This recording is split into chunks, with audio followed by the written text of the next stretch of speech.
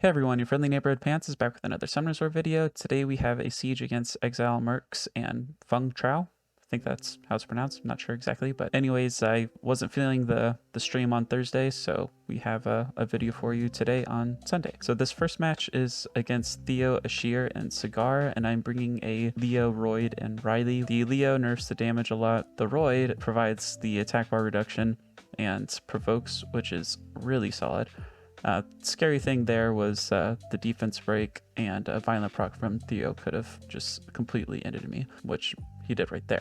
So good news is Leo is busted anyways, and Leo Riley together is hella busted. So I think if the defense was Molly instead of Ashir, it probably would have been a loss there, but because it was Ashir instead of Molly, we're okay.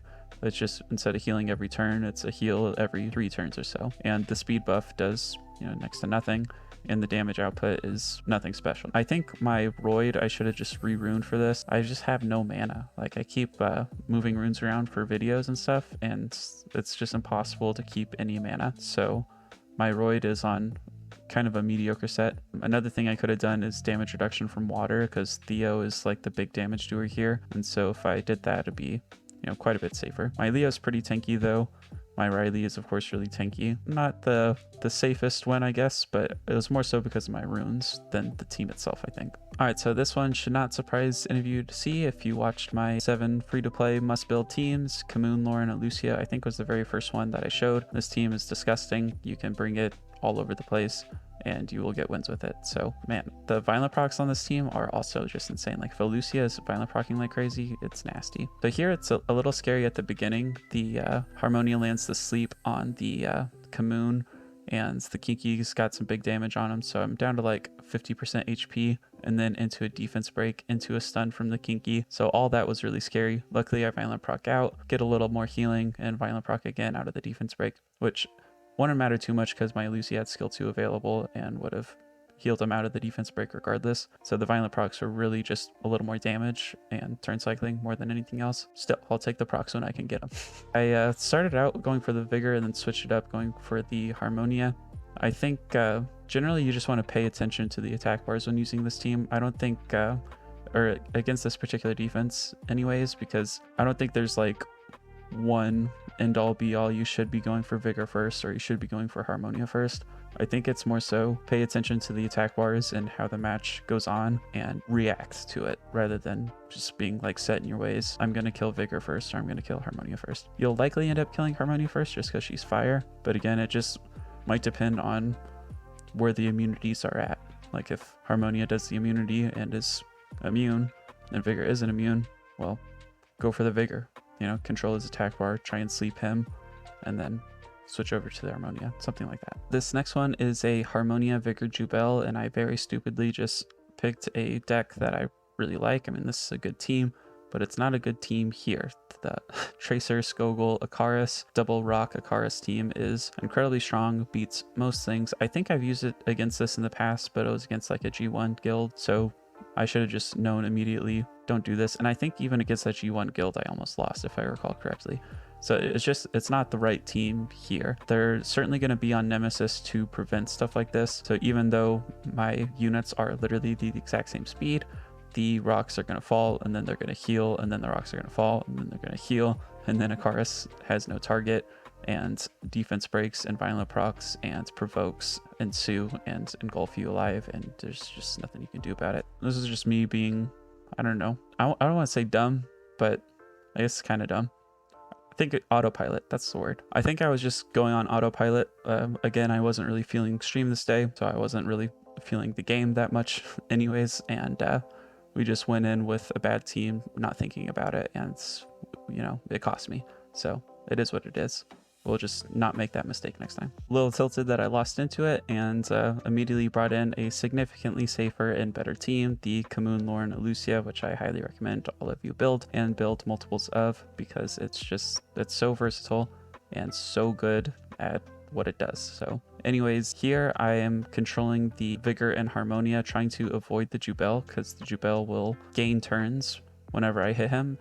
If I hit him with anyone except for Lauren, I could attempt the freeze on the skill 1 with Ellucia, but I don't think that's the right play. I think it's better to just try and avoid Jubel and save him for last, kind of like if it was a Kinky, I would save Kinky for last. That's because Jubel's passive will increase his attack bar whenever you don't crit, and none of my monsters are ruined high crit, so I'm going to be just giving him attack bar. Lauren at the very least will decrease his attack bar in doing so, so it'll probably be a net gain for him, but it'll be enough to not just immediately give him the turn. So it's a little scary with the provokes and the defense breaks, but usually, at least in my experience using this team against this defense, the Ellucia has enough support to cleanse any of the defense breaks or provokes that show up, and when she does, she's also increasing attack bar, which is really nice. The Commune Shield helps to slow the damage down a little bit, so I think it could lose to crazy procs or crazy Jubel RNG, but it's for the most part pretty safe. So here ended up where Jubel was getting kind of low, just because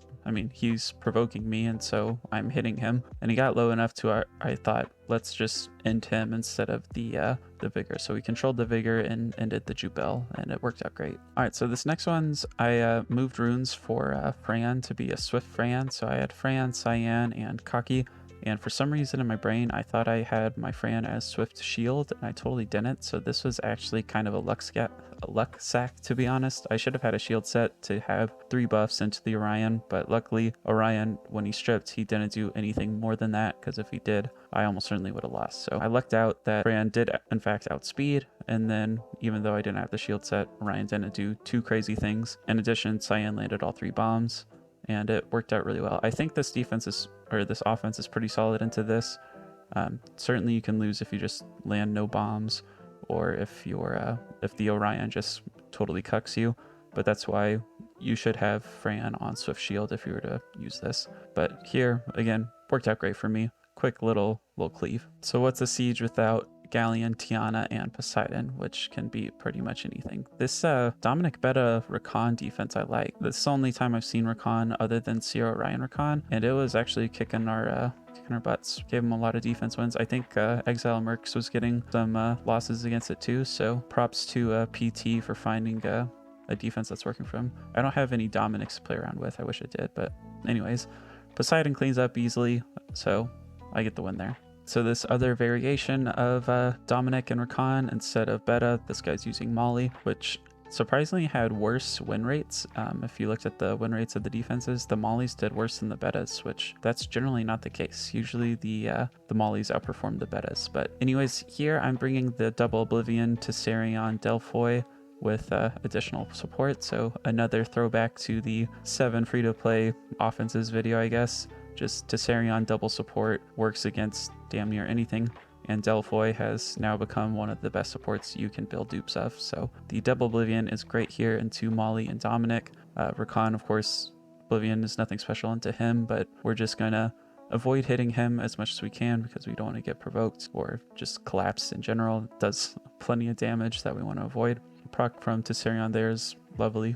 Got to Oblivion the Molly right into a defense break into the Dominic, so that's always great. The resist lead is really nice to prevent or deter Rakan AoE provokes, and then the Lulu is just, you know, additional OP Lulu support. I think as soon as Dominic dies, it's basically a win here. I don't think the Rakan has sufficient damage. There's no defense break, so it'd be really impressive for the Rakan to kill anything without a defense break. So yeah, I think you're kind of a little reliant on Dominic RNG, or people just like never seeing this defense before, so they bring something stupid, that kind of thing. Tessarion Delphoy Lulu cleaned up really nicely here. All right, so as soon as I click on this replay, I got a little PTSD. This Nana goes insane on me. It's incredible. So we have Nana, Nora, and Savannah, and I'm bringing Juno, Lala, Tessarion, which in my eyes should be an absolutely solid counter. You have Tessarion for the Oblivion. You have the Juno and Lala for extra cleanse against this Nora. Lala will do the cleanse into a bunch of skill 1s for healings and strippings, and then Juno will just, anytime she takes a turn, she'll probably have a debuff and get some healing on the team. But this Nana just procs like mad, and I'm fairly certain it's a crit damage Nana. It seems to smack pretty hard, but I get the kill on the Savannah relatively quickly, which is necessary, I think. Get rid of the defense break and the attack bar reduction that she has, Even though it's likely that she's going to glance, she's also just like the easiest one to kill. I'm also really lucky that the Lala died to dots instead of dying to Nana's actual hit, because that would have been a Nana stack, and I probably would have lost if that happened. You can see the Nana continues to violent proc after killing the Lala, and just really tries hard to make sure I lose. So I lucked out again whenever Tessarion died. The Nana didn't give me, or didn't get a stack from her passive. So that was a second time I got lucky. And then here it's a 2v1 with Juno, and I'm going for the Nana and realizing that the Nora is using her skill 1 to keep the Nana alive. And so it's just dangerous, especially with this Nana hitting as hard as she is and violent proccing so consistently. So I switched my targeting to Nora and try to kill her instead of the Nana. And thankfully I am successful in doing so. I kill the Nora, and now the Nana has no healing, and it's a 1v1 with Nana and Juno, and it works out in my favor, thankfully. But my god, the Nana just popped off so much damage and so many procs throughout the entire match.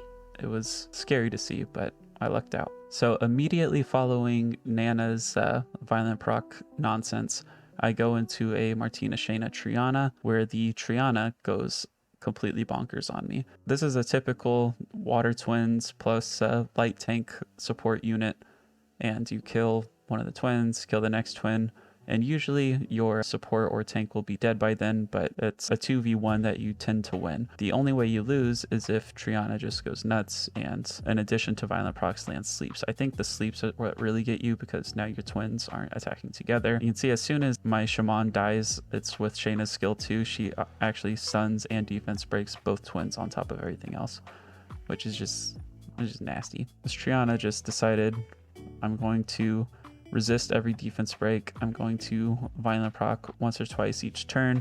I'm going to land sleep as much as possible, and haha, you get wrecked, basically. That was unfortunate. I mean, I guess it made up for the Nana violent proc craziness that I actually won against, to lose to the Triana violent proc craziness. So Comtuous has always got to find a way to make sure you lose, right? So since I didn't really have mana to move runes, I didn't decide to use my second set of twins and retry the Martina Shayna Triana. I just went with a safe Tessarion Lulu Perna into this Miyang Sagar Juno, which was kind of a unique defense. Another reason I kind of wanted to try it out. Not something I've ever seen before, but Miyang and Sagar and Juno. So you have double strips, you have defense breaks, you have AoE attack bar stuff, you have provokes, and Miyang. Miyang is kind of interesting. I think he's just too hard countered by Tessarion, and Tessarion is a dupe that people have, so I don't know if you can make a successful Miyang defense. And since he's so hard countered by Tessa, having Sagar paired with him doesn't make too much sense in my eyes. Lulu provides enough support here, and I brought Perna because I figured Perna's likely to resist the Sagar, and if Lulu gets stunned or provoked or something like that, then Perna will at least take a turn and heal. That was it for this siege. Went 8-2, not too shabby, but not my best performance either. Unfortunate with the autopilot loss with the double rock and Akara's team, and then just getting wrecked by Triana was sad. That's it for this video. Thank you all for watching, and I'll see you in the next one. Bye everyone.